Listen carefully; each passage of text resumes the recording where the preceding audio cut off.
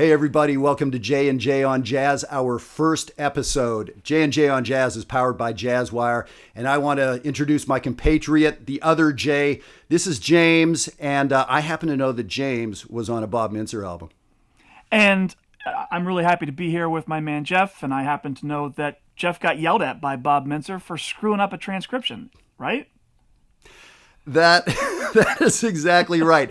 So, this is not cool, James, because I kind of thought I'd be the one beating up on you on this show, but so you're just right out of the gate. You're going to do me like that. Fair enough. It's got to be that way. It's got to be that way. Gloves are off, man.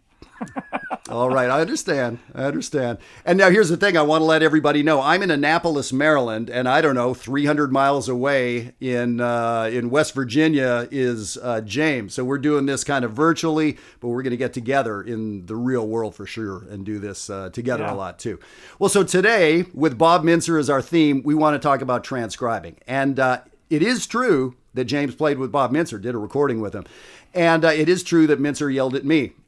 And I don't think James knows the story. This was 1987. James, you were probably 3. 7. I was 7, and, thank you. 7. Oh, that sucks. Anyway, and I was playing in the Disney band. I was in Orlando, and Bob Mintzer comes in to do a workshop with us. And I finagled things so I could get a lesson with Bob Mintzer. And I said, Bob, man, I did a transcription of your solo on Spectrum off one of his albums, his great solo he did. And he's like, oh, play it for me. And I'm like, give me a minute. And I'm rummaging around in my bag. And he's like, no, dude, just play it for me. And I'm like, just a minute. And so I'm rummaging around for it. And he's like, no, man, don't worry about the music. Just play it for me. And I'm like, I want to, but give me a minute. So we're going back and forth. And so... yeah. So when I transcribed it, when I heard him play a note, I heard him play FERP, and I'd go, and I'd hear FERP, and I'd write down FERP, right? And then I'd hear a second note, don't laugh, and I'd write. So I was doing it totally linearly, note by note, internalizing none of it. I'd learn a note, and I'd put it on the page, and then I'd forget about it and learn the next note. And so I was a very good reader. So I wrote this solo, and I could play the hell out of it, but I didn't know any of it.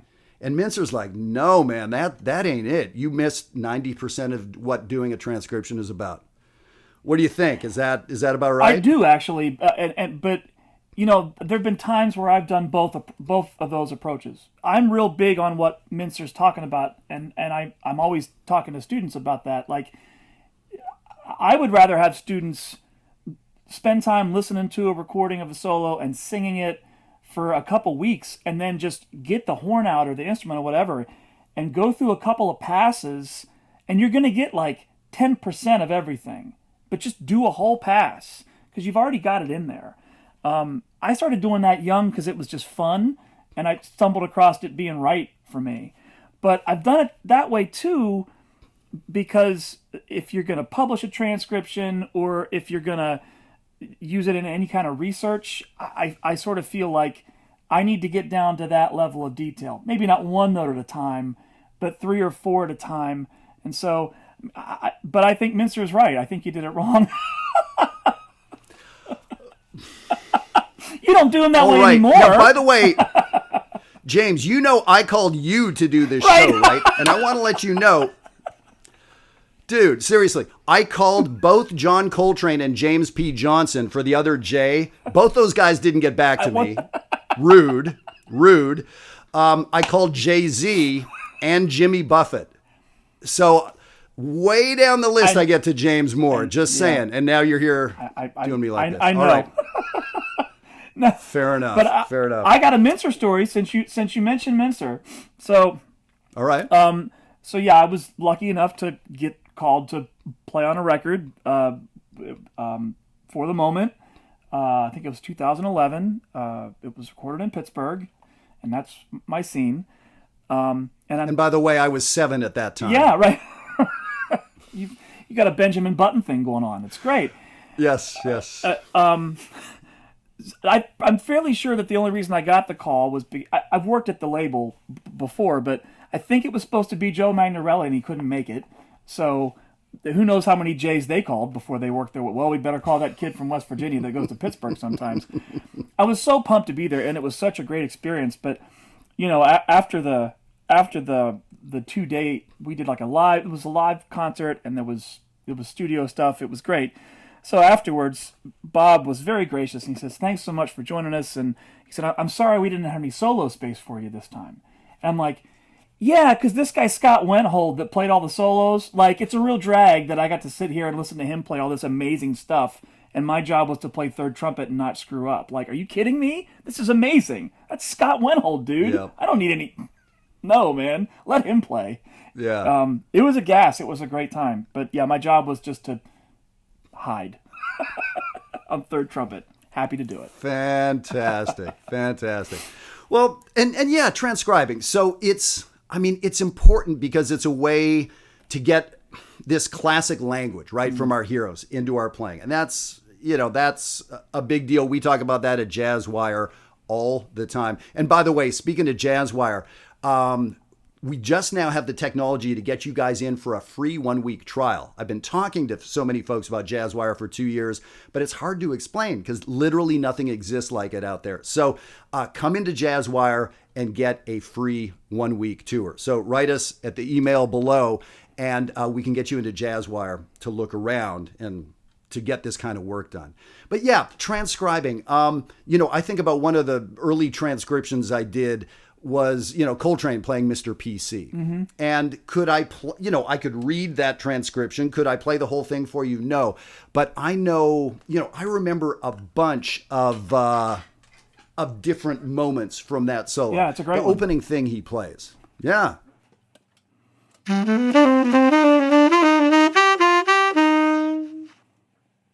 Just that line. I can't tell you how many times I've played it.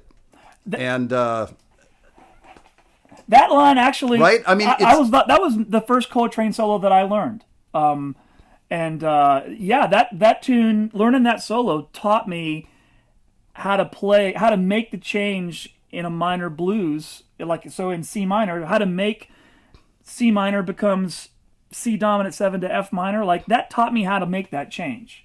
The 5 of 4 chord in the fourth measure you're talking about. Yeah. And then another, speaking of Coltrane in C, but C major, is that solo of his on My Shining Hour, right? That one taught me how to make. We just worked on that in JazzWire for the last 3 weeks. That tune. Nice! And his playing as a model, yeah. That one taught me how to make 5 of minor 6, like. There you go. Because it goes to A minor. That's a great solo. They're both beautiful. Well, so everybody out there, James and I are going to be geeking out like this. Like, to me, this is the gold, right? Like, I used to love being the youngest guy on the band, which once upon a time I was. Now I'm the oldest guy, but I used to love being the youngest guy on the band, and during a break to just sit there and keep my mouth closed. Very hard for me to do, by the way, and listen to the great older musicians talk about their instruments or the new album they got or whatever. Like, I just love being a fly on the wall in that mentorship kind of way, right? And so that's what I'm hoping, you and I can kind of be for some people is, man, what the heck is, James said 5 of minor 6. What in the world is that? Well, good. I want you to wonder what that is. I want you to try to figure out, of course, the hundreds of you who are inside JazzWire right now, you do a post tomorrow and we'll be talking about it. So yes, that's how we solve these problems. So again, I hope you guys will sign up for that week free trial.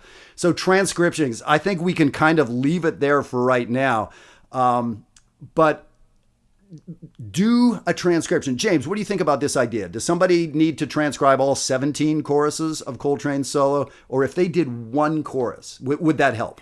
I think one chorus is great. I think 8 bars can be cool. If you've never done it before, it can seem super daunting. So and you don't, in my opinion, you don't have to go in order. Grab the nuggets that you want to grab, but just pull them from the recordings. It doesn't have to be all or nothing. That's a great thought. I agree. And, frankly, it's embarrassing, but I'll say it because it's only the internet. Who could possibly hear? Right. I'm not sure the last time I did a full beginning to end transcription. Lots of days of the week, I steal a measure 2 measures, a 2-5-1 lick. But a full transcription, I mean, I did that a lot coming up, and that was important to my development. But these days, I just don't have the time and bandwidth, so I take those little bits and pieces. So the main message I want to say to everybody out there is the time that you have, do some of this. And the guidance, get a great teacher around you, and you'll get some good guidance on what to do. So James, thanks, man. This is going to be a blast. There's so much we have in common, and there's so much I need to get back on you about, like in episode 2, because you just came out of the gate swinging. Hey, totally uncool. You know, I mean, I played a lot of hockey. You have to defend yourself preemptively sometimes, man. I don't know what to tell you. All right, we're going to talk about hockey next time. Great. That sounds good. All right, cheers, everybody. Thanks for tuning in. Cheers.